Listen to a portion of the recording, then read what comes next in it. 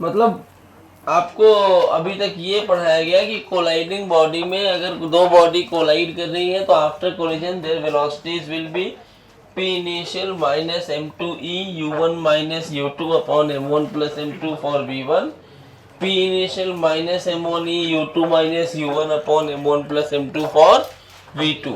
Correct ना। फिर आपको बताया गया कि अगर इलास्टिक बॉडीज कोलाइड कर रही है इक्वल मासेस की तो उनकी वेलोसिटीज इंटरचेंज हो जाएंगी। बहुत बड़ा मास बहुत छोटे मास से टकराए और छोटा वाला मास रेस्ट पे रहा हो तो बड़े वाले मास की वेलोसिटी में कोई चेंज नहीं आता, छोटा वाला 2u से मूव करने लगता है। बहुत छोटा मास बड़े वाले मास से जाके टकराए और बड़ा वाला मास रेस्ट में हो तो बड़े वाले मास की वेलोसिटी में कोई फर्क नहीं पड़ेगा, मतलब वो अभी भी रेस्ट में रहेगा, लेकिन छोटा वाला u से रिवर्स हो जाएगा। सही बात है ना। इतना ही किया हम लोगों ने इसमें। अब देखो कुछ सवाल करते हैं, टॉपिक खत्म हो रहा है तो आज का लेक्चर जो होगा ना वो सीयूएम का लास्ट लेक्चर मान लो।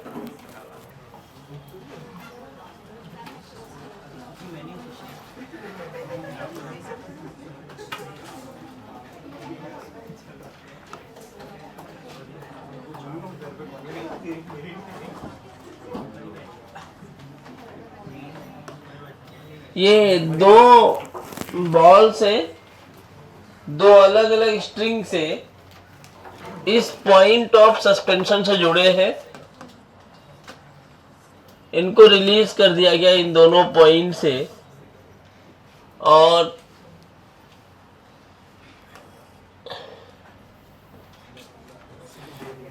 एक का मास m दिया है और एक का मास 2m दिया है।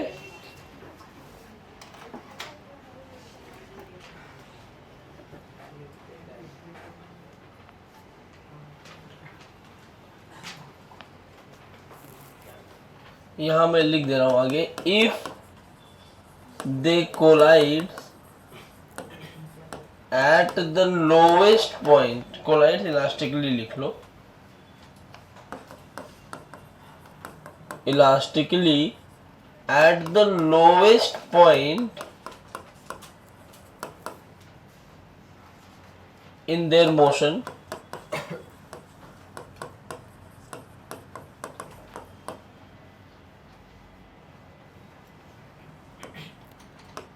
if both are released from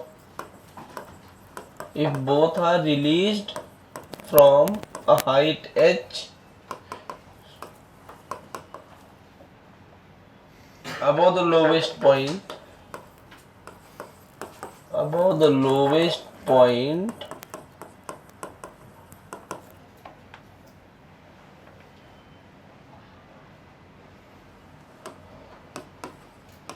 to what height do they rise for the first time? To what height do they rise for the first time after collision?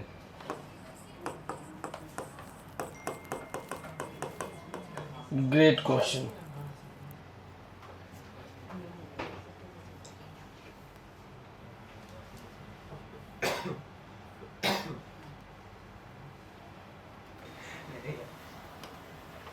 अब मस्ती बंद करो। देखो क्या है, जस्ट बिफोर कोलिजन क्या कंडीशन रही होगी जरा बताओ।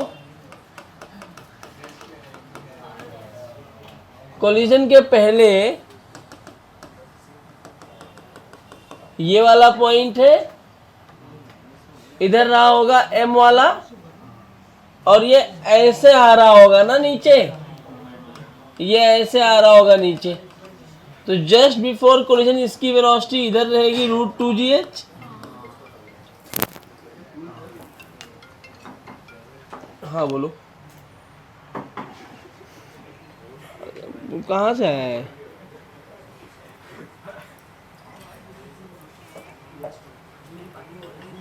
नहीं मैंने कुछ ऑर्डर नहीं किया है। बोलो, मैं 3 बार बोल चुका हूँ कैंसिल करने को, अब नहीं करेंगे तो मैं कंप्लेन करूँगा, मुझे नहीं चाहिए।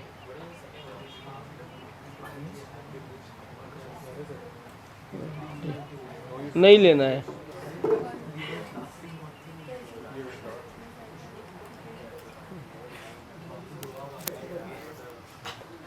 बैग और पार्सल है, 3 महीने पहले मंगाया था।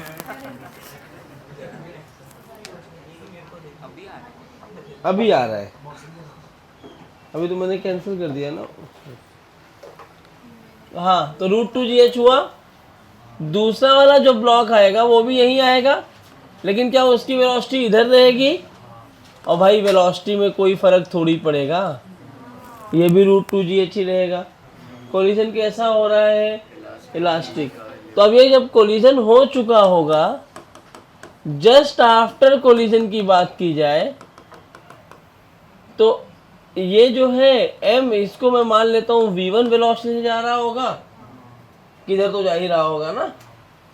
और ये जो m2m है वो भी उधर ही जा रहा है v2 से। दोनों फाइनली तो एक ही डायरेक्शन में जाएंगे ना, अलग अलग जाएंगे तो माइनस प्लस में आएगा। अब मैं यहाँ पे v1 निकाल लेता हूँ पहले कि m की वेलोसिटी कितनी होगी। v1 कैसे निकालेंगे? p initial minus m2e u1 minus, अरे तुम लोग भी बोलो फार्मूला।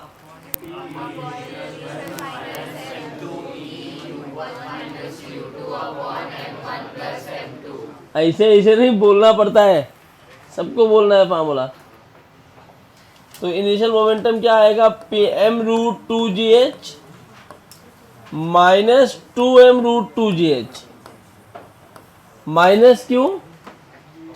डायरेक्शन अपोजिट है। ये p इनिशियल आया minus m2e u1 minus u2, तो √2gh minus of minus √2gh upon m1 plus m2।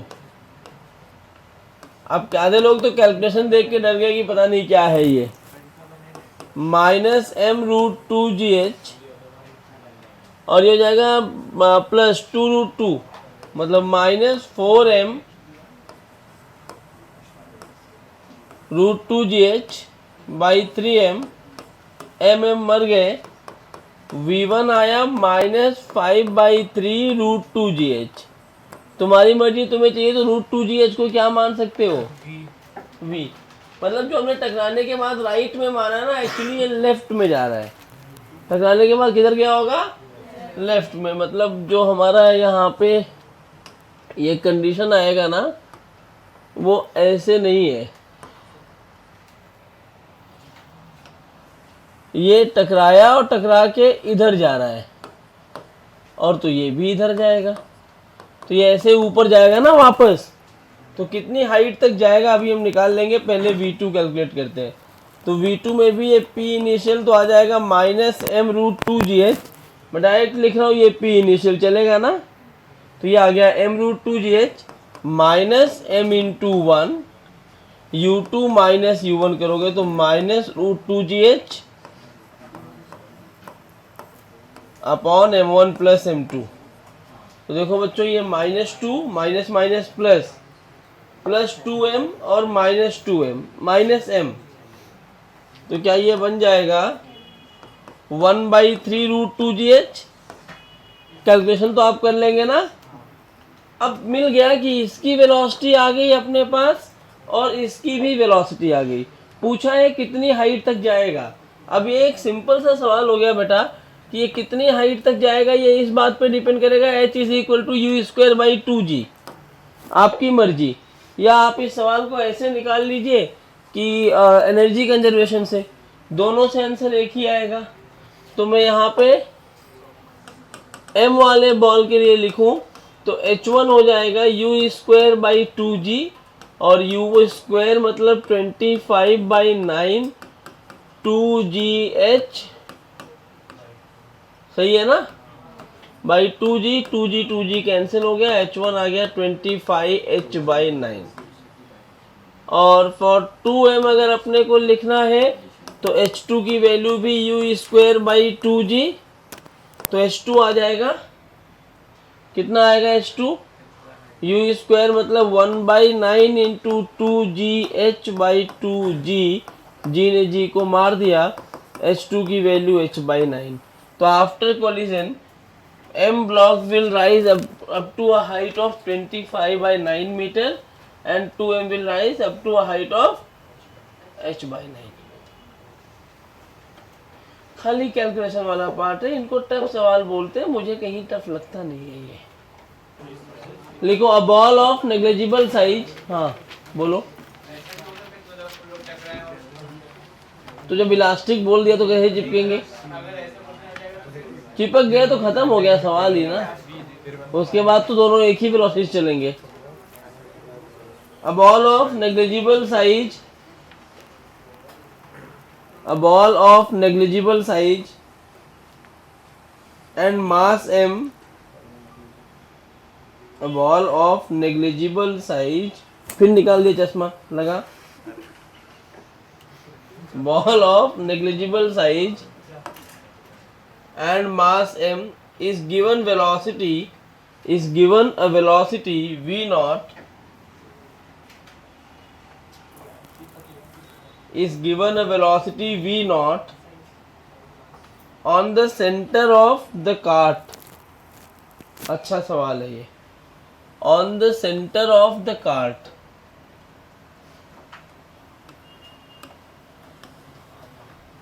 ये कार्ट है, इसके सेंटर पे ये बॉल है, इसको v naught वेलोसिटी दी गई। लिखा cart which has mass capital M and is originally at rest,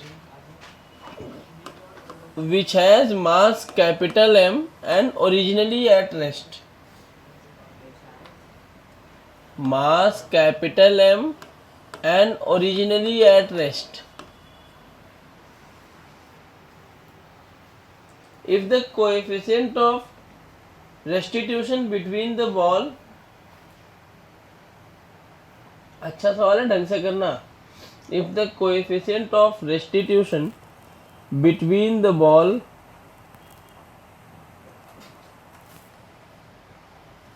and walls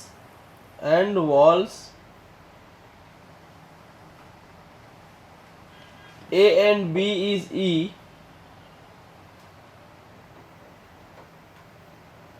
walls A and B is E, मतलब बेसिकली वो कह रहा है बॉल और दीवार के बीच में, दीवार मतलब वो साइड्स के बीच में जो कोएफिशिएंट ऑफ रेस्टिट्यूशन है वो कितना है? E. Determine the velocity of the ball and the cart just after, determine the velocity of the ball and the cart,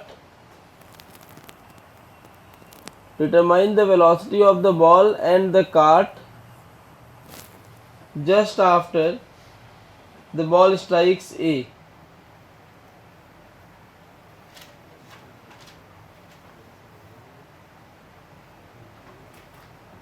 Just after the ball strikes A. Also determine the total time needed. Also determine the total time needed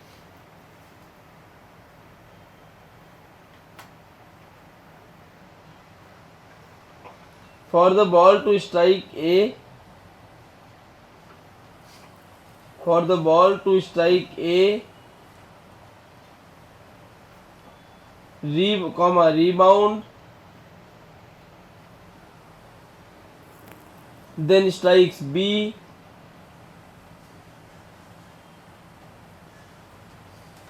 and rebound, लिखा, and rebound and then return to the center of the cart, and then return to the center of the cart. neglect friction कैसे आ रहा है सुनो, आ गया ना?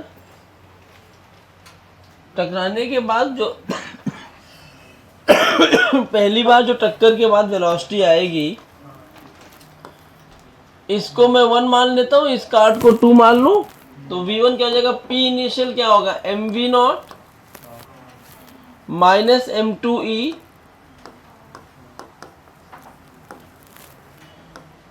u1 minus u2 V0 minus 0 upon M1 plus M2। अब यहाँ कुछ negligible नहीं है, काटा पीटी नहीं कर सकते, तो MV0 माइनस MEV0, एक स्मॉल m है एक कैपिटल है, तो V1 जो आएगा small m minus capital ME M plus M times of V0, यही आया है। इसमें जो आंसर दिया है वो किस टर्म में है, इसने कहाँ गया, थोड़ा सवाल देखा हूँ। EM minus M upon M plus M, V1 की वैल्यू दी है, EM minus M upon M plus M है।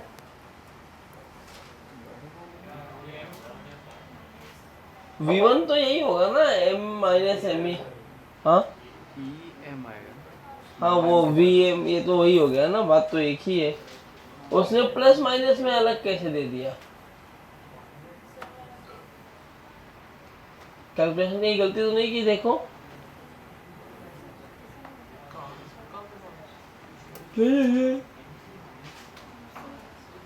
ये इस बॉल के लिए लिखा ना, बॉल के लिए ये आया है।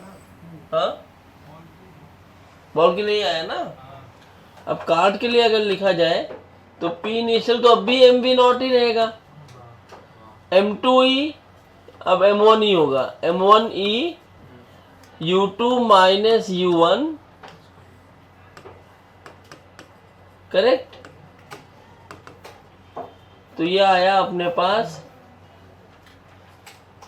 MV0 minus plus MEV0 by M plus M, correct. तो यहां से क्या क्या कॉमन आएगा, M कॉमन आएगा तो अंदर बच जाएगा 1 plus E upon M plus capital M और V0 बाहर। तो V2 शायद सही आ रहा है ना अभी जो बोला, तो V1 क्यों गलत आ रहा है, तो इनने ही कुछ गलती दिया होगा।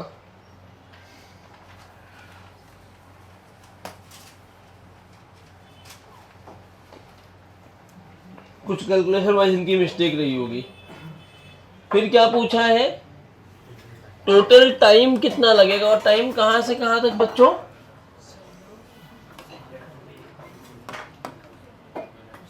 यहां से यहां, फिर वापस आके यहां, फिर वापस आके यहां। एक बात बताओ, ये अगर डिस्टेंस t है तो टोटल टाइम में पहले यहां से यहां जाने का टाइम लिखेंगे, यहां से यहां जाने का टाइम कितना होगा, d बाई V0 प्लस जैसे यहां टकराएंगे वेलोसिटी E फैक्टर से चेंज होगी, क्या ये EV0 हो गई होगी, क्या इस वेलोसिटी से फिर यहां तक पूरा जाओगे, तो क्या डिस्टेंस चल रही है 2d और नीचे आ गया EV0। Sir distance d cover नहीं होगा ना, वो बोट वाला प्रॉब्लम में जैसा होता है, तो ये उधर भी थोड़ा x जाएगा ना आगे काट, मतलब बोट प्रॉब्लम में अगर जब आगे चलते थे तो बोट भी हिलता था, ये भी हिलेगा ना अगर ये हम कार्ड के फ्रेम में ही देख रहे हैं ना, डिस्टेंस टाइम निकाल रहे हो, टाइम तो इंडिपेंडेंट ऑफ फ्रेम होता है ना। अगर आप टाइम कैलकुलेट कर रहे हो तो टाइम तो फ्रेम इंडिपेंडेंट है ना, किसी भी फ्रेम में निकाल लो। तो मैं कार्ड पे बैठ के देखूं तब तो मुझे डी चलना ही पड़ेगा ना। जब भी टाइम निकालना हो आप बिंदास का टाइम, अच्छा सवाल पूछे तुम लोग, बहुत अच्छी बात है। लेकिन यहाँ पे एक और चीज याद रखो कि टाइम जब भी निकालना हो तो किसी भी फ्रेम में निकाल सकते हो, कोई फर्क नहीं पड़ता। जब यहाँ टकराया होगा बच्चों तो फिर वेलोसिटी कितनी हुई होगी और कितना चलेगा, डी सेंटर पे आना है ना, तो कुछ कॉमन आ रहा है, d बाई V0 तो 1 plus 2 by E plus 1 by E square. आगे सॉल्व करो, करवाया इसने, करवाया तो होगा ही, अरे नहीं करवाया, ठीक है मैंने यही दी है। समझ आया, यहाँ पे रिलेटिव ले रहे हैं ना हम लोग, V0 EV0। नहीं मैं रिलेटिव नहीं ले रहा हूँ भाई, रिलेटिव लोगे तो V1 V2 आएगा ना। मैं काट टाइम निकाला ना मैंने, तो अगर ट्रक भी पीछे गया तो डिस्टेंस भी बदलेगा ना। मैंने क्या किया, टाइम निकालना था, time is independent from frame होता है, मैं कार्ट पर ही बैठ गया। तो कार्ट के फ्रेम में ये ब्लॉक ए से टकराने के लिए कितना चलेगा, डी। तो कार्ट के फ्रेम में ही सब निकाला है, क्योंकि time is independent from the frame होता है, तो ऐसा समझो, ठीक है। क्योंकि अगर बेसिक में करोगे तो डिस्टेंस भी बदलेगा, वेलोसिटी भी बदलेगी, तो वेलोसिटी आपकी कांस्टेंट नहीं रह जाएगी। आप देखिए टकराने के बाद लगातार वेलोसिटी बदल रही है, तो वो केस मत करना आप। सर अगर वो बॉल का पकड़ के रख दिया और सिर्फ कार्ड से भी खींच लिया तो हाँ। उसका डिस्टेंस डी रहेगा। करेक्ट, हाँ सही बोलो। कार्ड पे बैठ के देखे तो ये डी चल रहा है, इसका मतलब अगर कार्ड जितनी देर में डी आगे चलेगा, सॉरी बॉल जितनी देर में आगे डी जाएगा उतनी देर में कार्ड भी तो पीछे जाएगा ना, तो टाइम तो उतना ही लगेगा, टाइम में कोई डिफरेंस नहीं आएगा। हाँ, अब इसके बाद तुमसे ये पूछ सकता है कि find out the distance travelled by cart in that interval. तो भाई टाइम इतना लगा ना, कार्ट की वेलोसिटी आई है ना, कांस्टेंट वेलोसिटी है ना, क्योंकि फ्रैक्शनलेस है, निकाल लो वेलोसिटी इनटू टाइम। सेकंड वाले में वेलोसिटी चेंज हो जाएगी। अच्छा यहाँ टकराएगा तो चेंज होगी ना, हाँ तो वहाँ भी यही फैक्टर ही बन जाएगा, उधर भी फैक्टर बन जाएगा, मत करो बहुत टफ हो जाएगा, छोड़ो। समझा ना, लेकिन क्या हो रहा है, आइए आगे बढ़ते। अभी लिखे नहीं थे, पीएचडी पहले कर लेते हो, लिखते बाद में हो। Last topic of this chapter, variable mass. तालियां बजवाऊंगा आज मैं, खत्म हो जाएगा तो मस्त ताली बजाना, गूंजना चाहिए सेंटर ऑफ मास खत्म हो। पार्टी सुनो, अरे मेरी बात सुनो, मैं भी सबको एक्सप्लेन कर रहा था कौन कौन था मेरे पास। पार्टी के लिए ना मैंने ये राम फ्रैंकी वाला है ना, अरे सुन ले, ये फ्रैंकी वाला है, तो वहाँ से मुझे ऑर्डर लेना है। मैंने उसको बोला कि 120 जितनी करनी है, तो इतनी बड़ी फ्रैंकी का ऑर्डर वो कह रहा है मैं नहीं लूँगा, उसका कोई बॉस है जो जिसका है वो कार्ड बेसिकली, वो आता है 2 बजे, और मैं पूरे वीक में कल मैं 11 से 5 अपने डाउट सॉल्व किया हूँ, ठीक है। कल डाउट सेक्शन था, 11 से लेके 4 बजे तक डाउट सेशन था, और उस डाउट सेशन में कोई नहीं था। मैं अपने डाउट आधे घंटे सॉल्व किया, फिर मेरा मन किया हो मेरे डाउट तो ख़त्म हो गए, तब मैं निकल गया। क्या करूं, तो 2 बजे तक रुकना नहीं हो पा रहा था। आज उससे 2 बजे तक मिलूंगा मैं, कल तुम्हें मिल जाएगी फ्रैंकी, कल भी मेरे लेक्चर है ना। अच्छा, कल जो 11:30 to 3:30 का सेशन है, that will be a doubt session only, जिसको बैठना है बैठो, मैं रेगुलर नहीं रख रहा हूँ। हाँ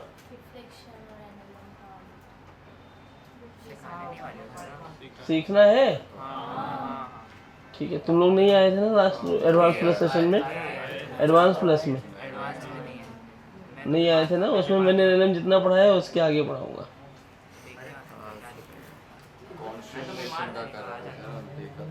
मैं भी बीमार था, बहुत बीमार था, फ्राइडे को से लेके अभी तक था, अभी भी हूँ। मत खाया करो जब पता है बाहर नहीं जा रहा है तो। चलिए लास्ट,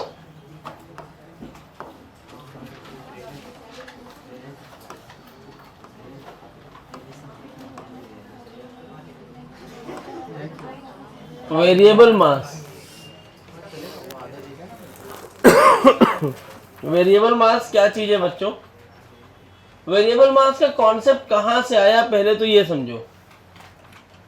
जैसे मान लो मेरे पास एक कार है, मैं कार को ले गया किसी पेट्रोल पंप पे और पूरा फुल करवाया टैंक उसका,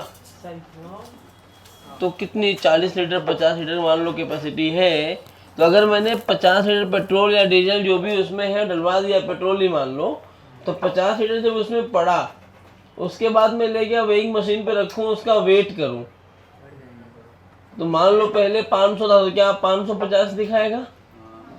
जब कार चलना चालू होगा तो पीछे से धुआं निकलता है ना, वो क्या हो रहा है, तुम्हारा जो पेट्रोल डाला था वो पेट्रोल जल के बाहर निकल रहा है ना, तो जो 550 किलो बता रहा था गाड़ी चल रही है तो क्या हर एक सेकंड में उसका मास कम होता जा रहा है, उसी को हम क्या बोलते हैं, वेरिएबल मास।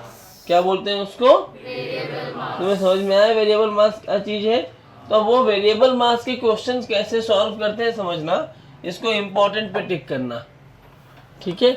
वेरिएबल मास में करने के लिए क्या है, पहले कंडीशन समझ लो। यहाँ पर मान लो मेरे पास एक रैंडम कोई भी ऑब्जेक्ट था जिसकी वेलोसिटी कितनी थी, v0। कितनी वेलोसिटी थी, v0। परेशान बिल्कुल भी मत होना, बिल्कुल बेसिक कॉन्सेप्ट है जो आप पढ़ चुके हो। t0 पर ये कंडीशन थी, वो v0 से चलना चालू किया। किसी टाइम t पर मैंने क्या देखा कि इस पूरे ब्लॉक में से एक छोटा सा टुकड़ा dm निकल गया है। कौन निकल गया, तो अगर मैंने dm निकाल दिया है तो यहाँ बचा कितना होगा, m माइनस dm बचा होगा। अच्छा, जब मैं इसके, समझना ध्यान से, जब मैं इसके अंदर ही बैठा हूँ तो dm टुकड़ा मुझे अलग होता हुआ जो दिखा है, उसकी जो वेलोसिटी मुझे मिलेगी लॉजिकली वो किसके रेस्पेक्ट में मिलनी चाहिए, क्या ये वाले मास के। यहीं से बैठ के देख रहे हो, गिरने के बाद ही देख पाओगे। इसकी वेलोसिटी vr है, vr is velocity of dm with respect to bigger mass, मतलब m माइनस dm से। अच्छा, ये निकला तो जब कोई चीज इजेक्ट होती है ना तुम्हारी गाड़ी में से, तुम्हारी गाड़ी की स्पीड बढ़ जाती है, इजेक्शन के बाद स्पीड बढ़ती है ना, तो यहाँ जो स्पीड है वो बढ़ गई। पहले कितनी थी, v0। अब मान लो हो गई v0 प्लस dv। कितनी हो गई स्पीड, इसी के दो पार्ट बने हैं किसी भी टाइम t पर। क्या इतनी बात में कहीं पर भी किसी को कोई डाउट,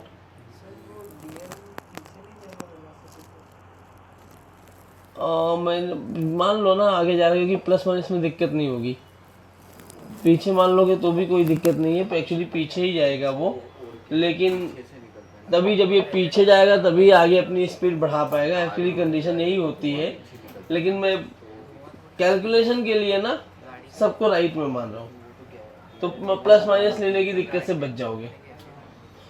मैं बाद में समराइज करूँगा, परेशान मत होना। वो इतनी बात समझ में आई क्या, किसी को कोई डाउट। क्या इस पूरे प्रोसेस में संयम गया था कहीं पर धक्का मारने की, तू अलग हो जा। फोर्स लगाया तूने कोई नहीं, तूने लगाया क्या फोर्स, किसी ने कोई भी फोर्स नहीं लगाया। इसका मतलब क्या, एफ एक्सटर्नल 0 है, जो भी हुआ अंदर अंदर ही हुआ। तो मैं यहाँ ऐसा बोल सकता हूँ कि एफ एक्सटर्नल 0 है, देयरफॉर मोमेंटम इज कंजर्व्ड। तो बेटा कंजर्वेशन ऑफ मोमेंटम में लगा देता हूँ। तो अगर मैं कंजर्वेशन ऑफ मोमेंटम लगाने जाऊँ तो इनिशियल मोमेंटम कितना होगा, mv0। फाइनल मोमेंटम क्या होगा, dm into v are plus m minus dm into. कोई दिक्कत किसी को है, दिक्कत क्या, पक्का समझ में आ रहा है, किसी को कोई दिक्कत नहीं है ना, है तो पूछो। नहीं है, मैं लगूंगा अभी मारने एक एक को पकड़ के। मैं जान रहा था ये गलती करोगे, इसलिए मैंने लिखा है ढूंढो गलती क्या की हो। पॉजिटिव ज्यादा तो नेगेटिव क्यों लिखेंगे, सबको राइट में माना है ना। हाँ तो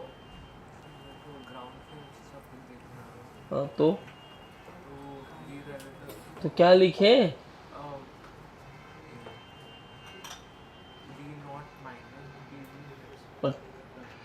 कमाल दिया लगा। भाई साहब ये गलत है, इसको लिख के ऐसे गलत काटना, तुम्हें याद रहेगा। Momentum is frame dependent. ये जो v0 स्पीड देखी गई है ग्राउंड फ्रेम से देखी गई है, ये v0 प्लस dv भी देखी गई है तो ग्राउंड फ्रेम से देखी गई है, जबकि यहाँ तुम्हें vr दिया है। ये गलत है, because momentum is frame dependent. समझ में आया क्या, कोई दिक्कत किसी को, मोमेंटम कैसा है, फ्रेम डिपेंडेंट। तो अगर तब हमें क्या लिखना पड़ेगा, velocity of dm with respect to m minus dm. क्या ये होता है velocity of dm minus velocity of m minus dm? तो ये तुम्हें दिया है v r v d m minus v plus D v, यही है ना। तो यहाँ से सबसे पहले आपको वी डी एम की वैल्यू निकालनी पड़ेगी। तो ये होगा v are plus we plus D v, correct. क्या होगा, वी आर प्लस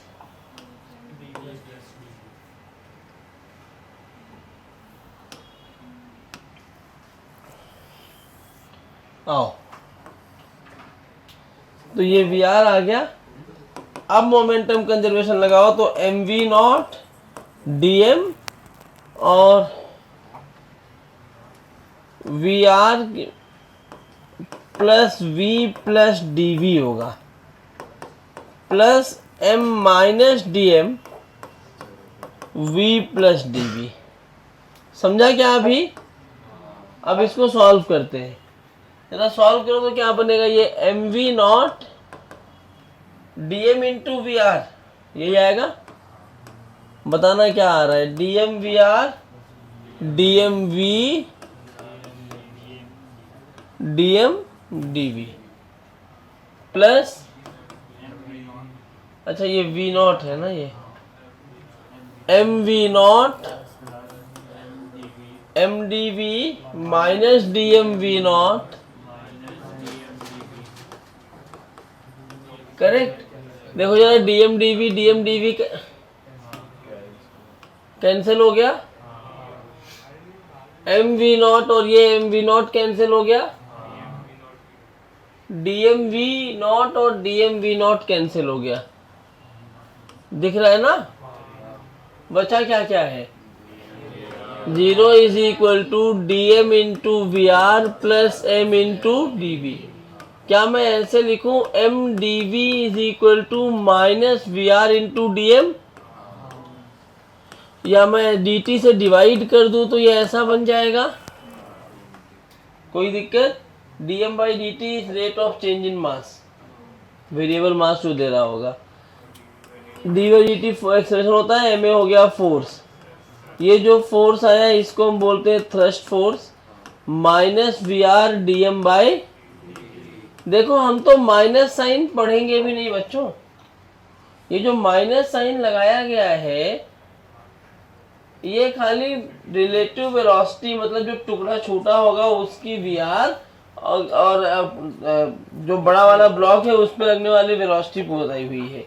इसमें क्या हो रहा है जरा देखो, ये जो डीएम है अपने आप क्या जादू हुआ,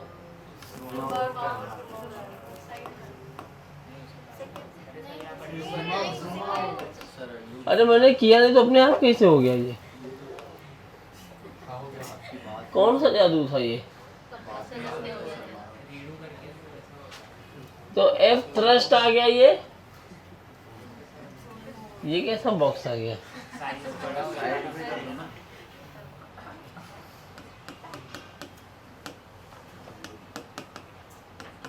दिमाग खराब कर दिया इसने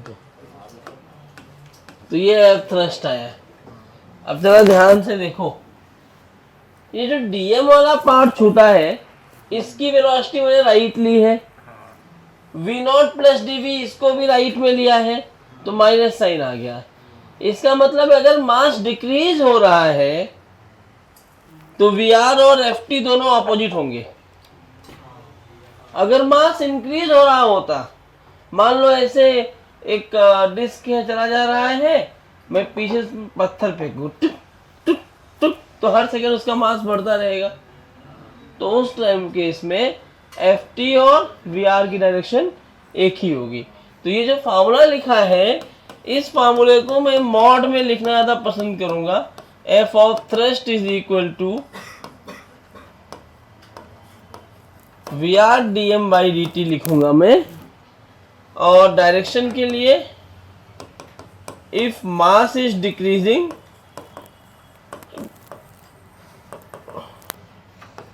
we r and F thrust will be in opposite direction.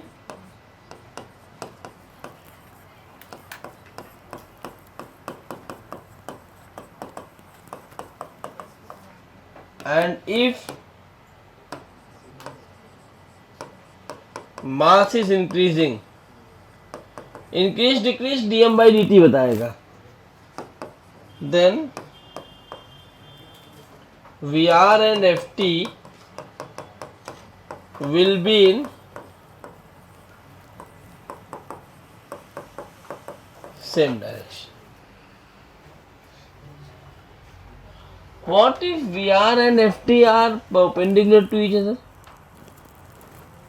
No change. हाँ, ये एनएलएम में सवाल किया होगा.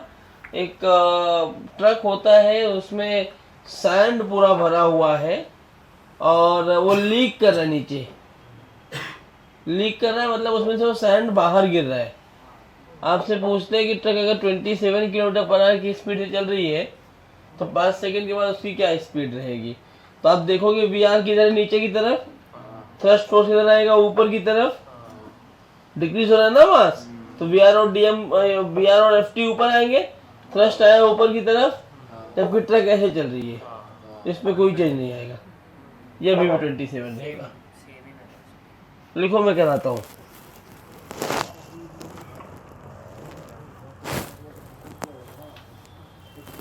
नीचे से लीक किया तो भी नीचे नहीं लीक. कभी होता है क्या, पेट्रोल लीक कर रहा है, मेरी गाड़ी तेज भाग रही है, ऐसा तो नहीं होगा ना. लीक होता है ना कभी, बट हाँ, पेट्रोल लीक होगा तो आपकी गाड़ी तेज नहीं भागेगी ना. मानो सर का हुआ गाड़ी तेज थोड़ी भागी, रुक गई वहीं पे. क्या बात करते हो. स्लो हो गई जीरो. जीरो तो कर दिया, हुई नहीं.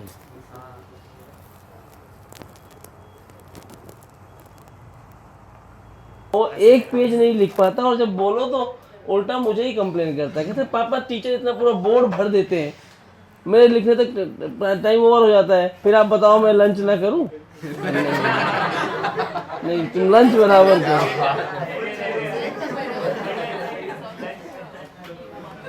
हाँ, भाड़ में गया दुनिया, पहले लंच करते फिर देखेंगे क्या हो रहा है.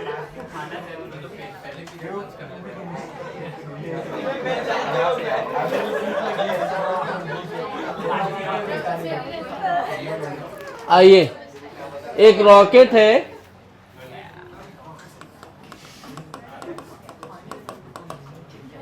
इसका मास है 1000 kg और यहां से ऐसे फ्यूल का इंजेक्शन हो रहा है 100 मीटर पर सेकेंड से. Find dm by dt.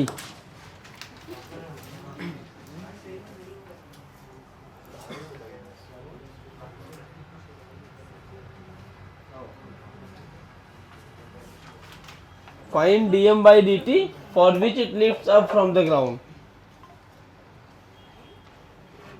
Find dm by dt for which it lifts up from the ground. It lifts up from the ground. एक और सवाल है अपने पास, ऐसा वाला.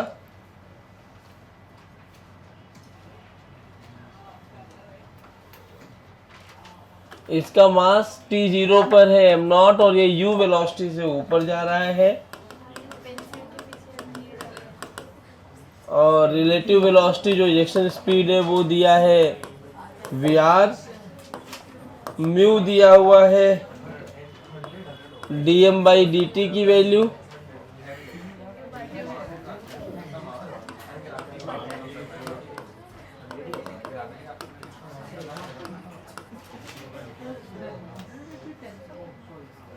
ये t0 की सिचुएशन दिया है. Find velocity of rocket with time t.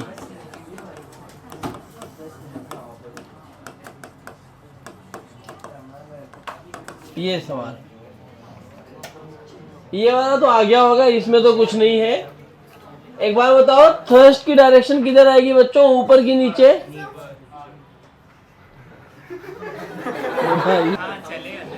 पापी लोगों को नहीं मिलता। आप भूल जाएंगे। तो मास डिक्रीज हो रहा है,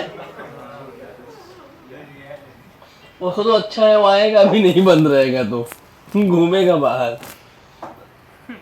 मास अगर डिक्रीज हो रहा है तो थ्रस्ट फोर्स, तो भिखमंगे है क्या तू? ऐसे खाता हुआ चला आ रहा है क्लास में। हाँ, तो वी आर ऐसे नीचे ही होगा ना बच्चों, और मास डिक्रीज भी हो तो थ्रस्ट फोर्स किधर लग रहा होगा? ऐसे ऊपर की तरफ। और ये थ्रस्ट फोर्स कितना होना चाहिए?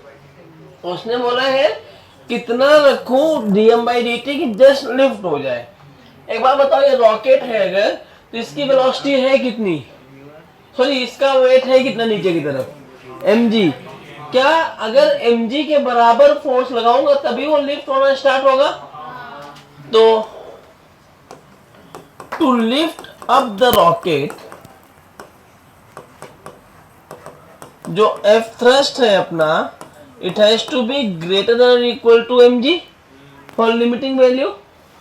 देयरफॉर मैं फार्मूला लगा दूं तो mg is equal to vr dm/dt। Minus sign नहीं लगाया मैंने।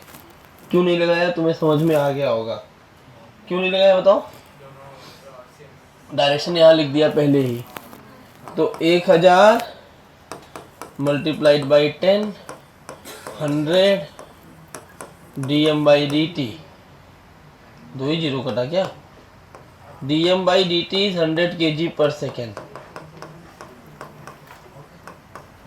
ये रखोगे, म्यू kg/s ऑलरेडी गिवन है, dm/dt की वैल्यू दी है।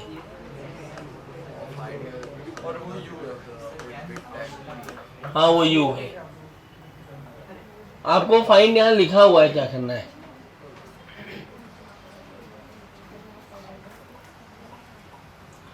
मिहिर पीछे क्या देख रहे हैं आप? उधर उधर खाना खाते लोगों को देख रहे हैं क्या? रोइए मत, मिलेगा मिलेगा आपको भी। आओ ये सवाल मिल के करते हैं। इनिशियल कितना दिया बच्चों t0 पर? Mu m0। मास कितना दिया है? किसी भी टाइम t पर अगर मैं देखूंगा, मान लो इस टाइम t पर इसका मास हो गया m। क्या हो गया इसका मास? इसका मास हो गया m। अच्छा, इस टाइम पर जब इसका मास m हुआ है तो इसके ऊपर फोर्स कौन कौन से लग रहे हैं? एक तो इसका mg नीचे लग रहा होगा, और ये नीचे जा रहा है तो क्या थ्रस्ट फोर्स भी नीचे आ रहा होगा? सही बात है ना? और इस थ्रस्ट फोर्स की वैल्यू कितनी होगी? Vr। थ्रस्ट फोर्स नीचे लगेगा क्या? बहुत मारूंगा मैं। जब ऊपर होगा ना ये, क्योंकि ये नीचे जा रहा है ना।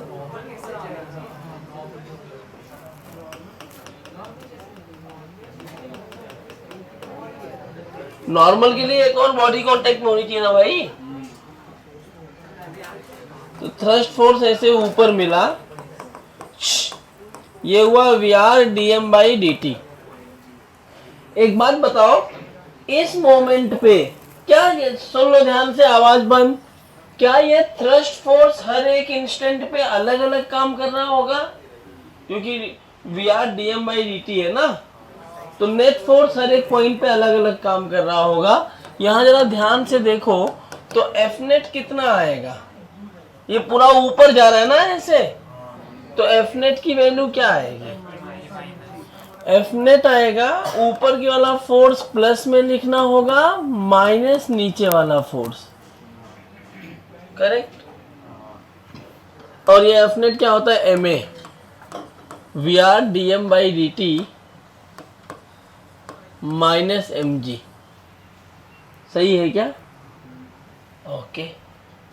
Vr आपको दिया है, dm/dt की वैल्यू भी बोल रहा है कि ये म्यू दिया है। क्या है वैल्यू? म्यू। मैं बाद में रखूंगा, अभी छोड़ देता हूं। मैं इसको ऐसे लिख सकता हूँ क्या, ध्यान से अगर देखा जाए तो इस dt को इधर मल्टीप्लाई कर दूं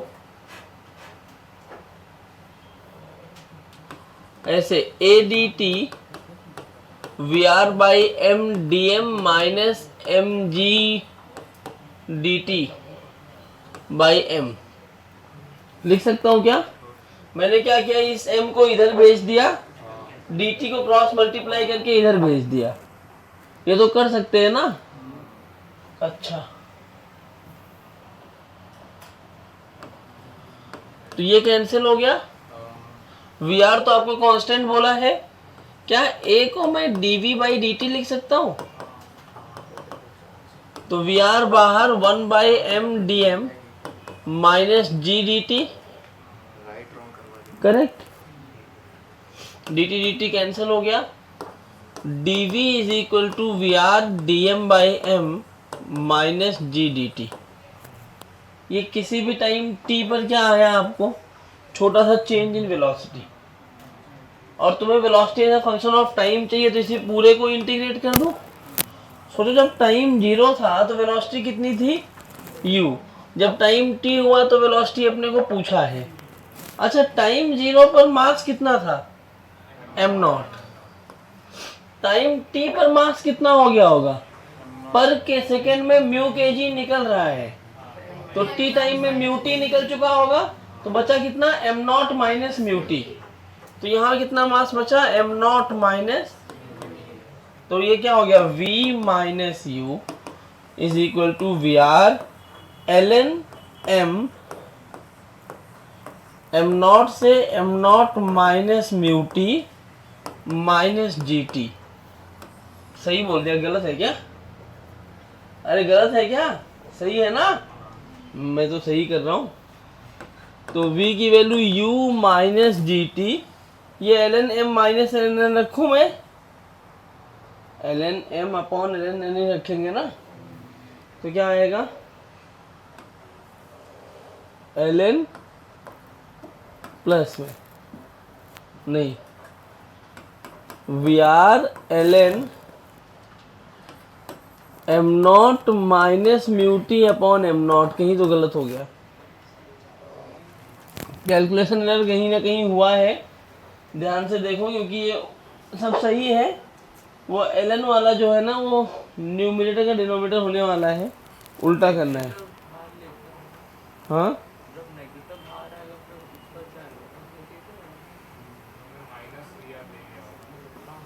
हाँ, माइनस लेना ही पड़ेगा ना, क्योंकि dm बाई dt कम हो रहा है ना, तो यहाँ, लेकिन जरूरत तो नहीं है। हाँ, माइनस लिया है तभी तो यहाँ माइनस आया ना, m0 माइनस म्यू टी मैंने क्यों नहीं, उसने क्या किया है, VR minus dm by dt minus mg, minus dm by dt क्यों लिया।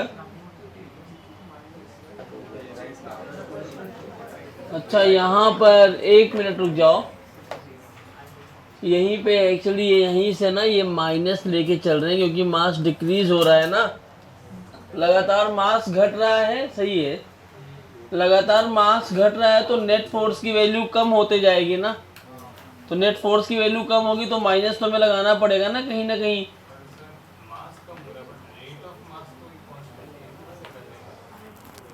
तो मैं ऐसे तो लिख सकता हूँ ना इसको, अगर यहाँ माइनस लगा दो तो लिख सकता हूँ मैं इसको, तो यहाँ भी माइनस आ जाएगा, यहाँ भी माइनस आ जाएगा, यहाँ भी माइनस, यहाँ भी माइनस, और यहाँ भी माइनस, करेक्ट। अब इस माइनस को अंदर भेज दिया, हाँ, तो ये माइनस आएगा तो ये ऐसा बन जाएगा, करेक्ट। बेसिकली VR और FT दोनों अपोजिट डायरेक्शन में है ना, इसलिए। डायरेक्शन वाइज मत जाओ, क्योंकि यहाँ पे तुम्हें जो फोर्स ऊपर लेके जा रहा है वो तो थ्रस्ट फोर्स ही है ना। ऊपर जाने वाला फोर्स कौन है? Thrust force. लेकिन उस थ्रस्ट फोर्स में वी आर की वैल्यू नीचे की डायरेक्शन में है, तो माइनस वी आर लिया गया है। थ्रस्ट फोर्स में जो वी आर लिया गया थ्रस्ट फोर्स में, वो वी आर किधर है? नीचे की तरफ। इसके ऊपर डायरेक्ट सवाल आते हैं यार, चाहिए तो फार्मूले की तरह याद रख सकते हो। ये तुम बैठ नहीं पाते 2 घंटा? 11 बजे चालू हुआ सर, 1 सेकंड हो गया। 10 बजे भी गया। हर लेक्चर में जा रहे हो? ऐसा रूल है क्या? 2 घंटा हो गया, चलते हैं। बैठ लोगे, जाना पड़ेगा। अर्जेंट हो चले जाओ, चल जाएगा। ऐसे एक बीकर है। अच्छा, थोड़ी थोड़ी बात सुनो बच्चों, मस्ती थोड़ा कम कर दो। थोड़ी थोड़ी बात देखो, यहाँ पे जो आपको पता है उसी की बात मैं कर रहा हूँ।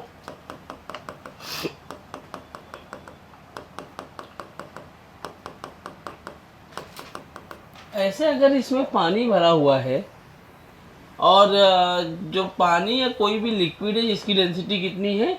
रो। क्या आपको ये पता है क्या कि जो free surface of a liquid किसको बोलते हैं? 9th-10th में फ्लूइड नाम का कुछ पढ़ा था, प्रेशर। फ्री सरफेस किसको बोलते हैं? सॉरी।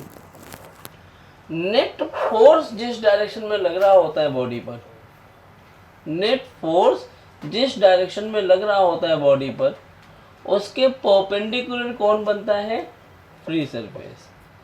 ये फ्लूइड में पढ़ाया जाएगा जब फ्लूइड मैकेनिक्स पढ़ोगे कि the perpendicular surface on the net force acting on the fluid is known as free surface. तो इसमें वो फ्री सरफेस कौन सा है? ये है फ्री सरफेस। ये लाइन कौन सी है? क्यों? ग्रेविटी ऐसे नीचे लग रही है, तो यही परपेंडिकुलर है। अरे कॉमेडी। आइए, यहां पर मैंने, अरे किसी में कोई दम नहीं है, मेरे पे दम है तुझे मारने का। यहाँ पढ़ा रहा हूँ तो कह रहा है तेरे पे दम है।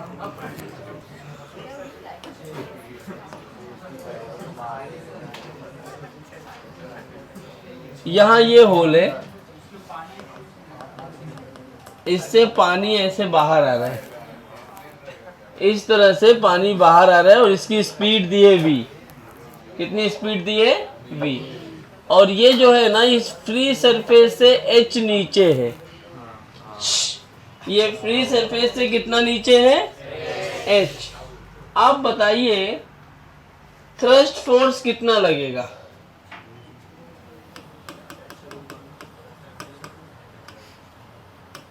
क्या पूछा है आपसे? थ्रस्ट फोर्स कितना लगेगा? तो बच्चों, अगर मैं यहाँ पर थ्रस्ट फोर्स निकालने जाऊं तो एक चीज आप बताइए, क्या मास कम हो रहा है कि बढ़ रहा है? dm/dt की वैल्यू डिक्रीज हो रही है कि इंक्रीज हो रही है?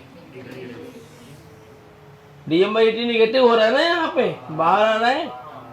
तो dm/dt निगेटिव है तो इसके अपोजिट मतलब क्या? अभी वही लिखा ना, mass is decreasing then ft and vr will be in opposite direction. तो क्या इसके ऊपर थ्रस्ट फोर्स की डायरेक्शन ये आएगी?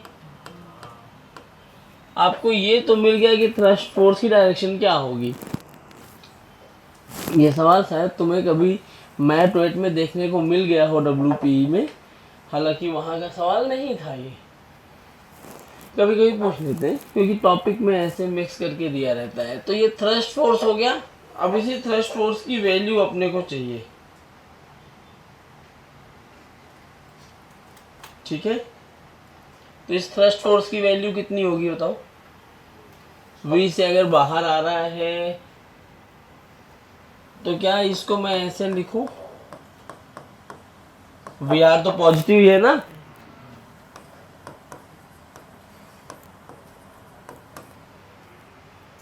ठीक है, यहां से एक चीज आपको और दिया होना चाहिए था जो मैं दे दे रहा हूं, the cross sectional area of the hole from where fluid is moving out is equal to A. क्या मान लिया मैंने? ए। तो ये जो होल है जहां से ये बाहर आ रहा है, इसका क्रॉस सेक्शन एरिया कितना दिया है आपको? ए। तो अगर इसका क्रॉस सेक्शनल एरिया ए दिया है तो मुझे dm बाई dt की वैल्यू निकालनी पड़ेगी कि पर सेकेंड कितना फ्लूइड बाहर आ रहा है। बस वही हमारा आंसर हो जाएगा। अगर मैं ये dm बाई dt निकाल पाया, dm बाई dt निकाल पाया तो VR तो मुझे दिया ही है, VR की वैल्यू कितनी है? V ना, कहाँ चला गया? अच्छा यहाँ है।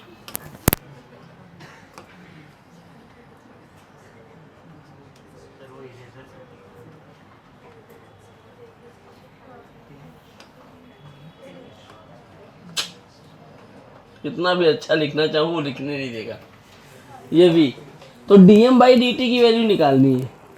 एक बात बताओ बच्चों, अच्छा एक चीज समझो, मैंने आंसर अभी माइनस में आएगा। अगर मैंने माइनस साइन पहले ही दिखा रखा है थ्रस्ट किधर लगेगा, तो मैं पहले ही मान लिया ना कि मास डिक्रीज हो रहा है, पहले मान लिया ना मास डिक्रीज हो रहा है, तो यहाँ मैं प्लस कर दो चलेगा ना।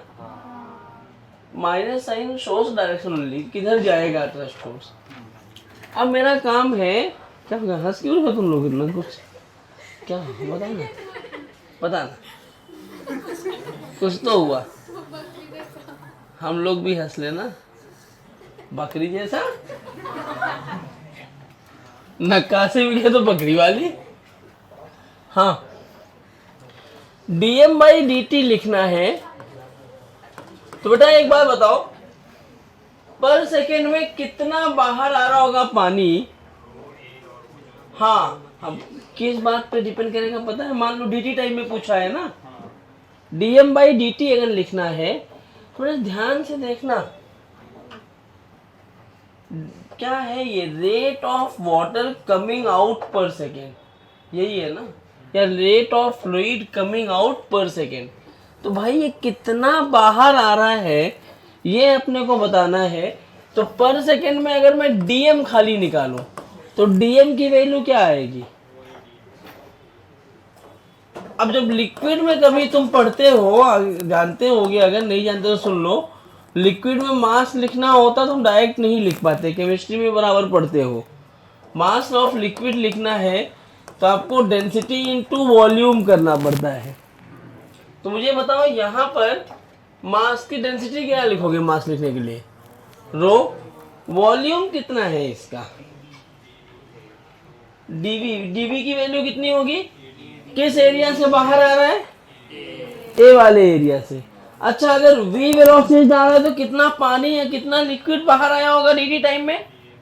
v dt कितना आया होगा? या एक लाइन रो dx लिख सकते हो। यहां मैंने फार्मूला यूज किया, density is equal to mass upon volume, where dx is the distance traveled by water leaking out from the beaker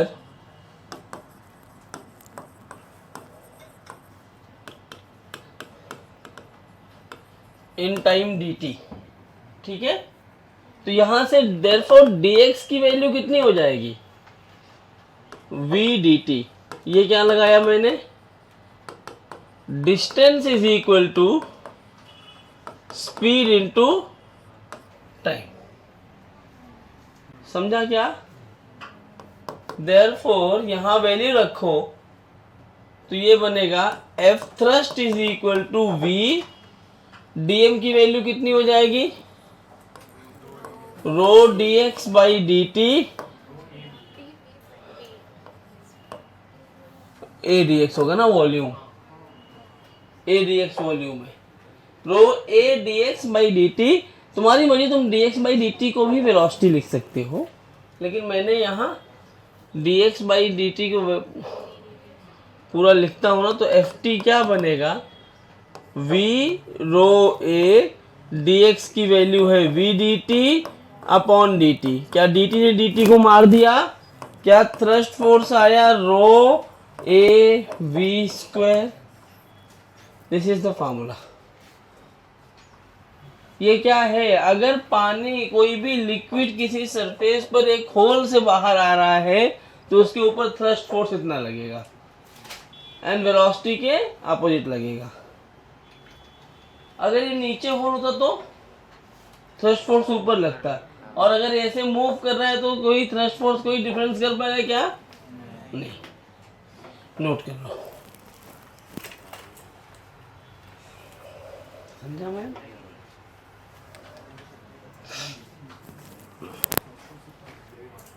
यहां से रिलीज किया इसको, ये T0 की कंडीशन है।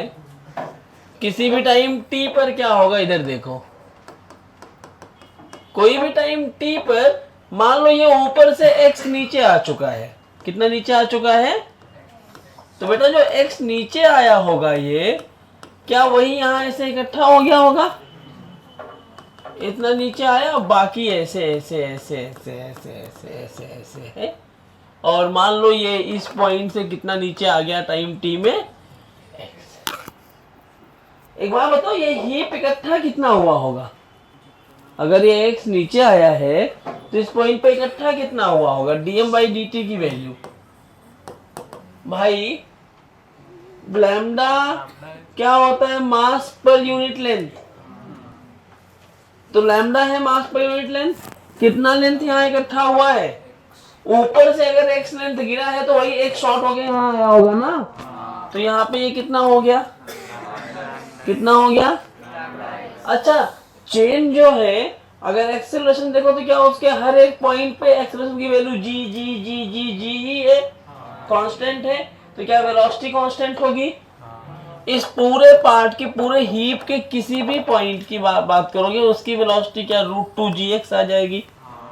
क्या आ जाएगी वेलोसिटी, क्या यही VR का काम करेगा। अगर ये VR ऐसे नीचे की तरफ हीप देखो, ऐसे अर्थ पे कितना फोर्स लगा रहा होगा, ऐसे लगा रहा होगा, VR दे रहा होगा, तो जो सरफेस है वो किधर देगा, फोर्स ऊपर की तरफ। जो सरफेस फोर्स देगा वही थ्रस्ट बनेगा। क्या फोर्स बनेगा, वो थ्रस्ट। और इस थ्रस्ट की वैल्यू क्या होगी, VR dm बाई, तो VR यही नॉर्मल रिएक्शन है, तो VR कितना आया √2gx, dm बाई dt कितना, लैम्डा इंटू, नहीं लैम्डा x नहीं होगा, लैम्डा x तो dm की वैल्यू होगी ना भाई।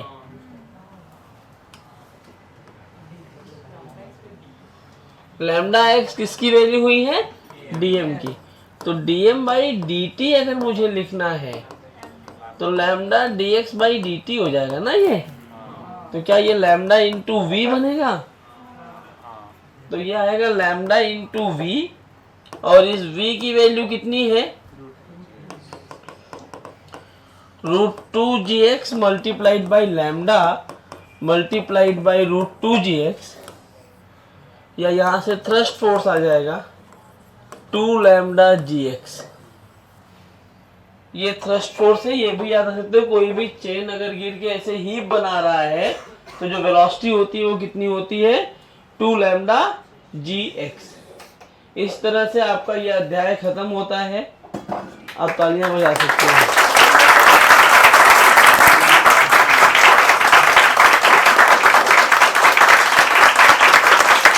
बस बस बस,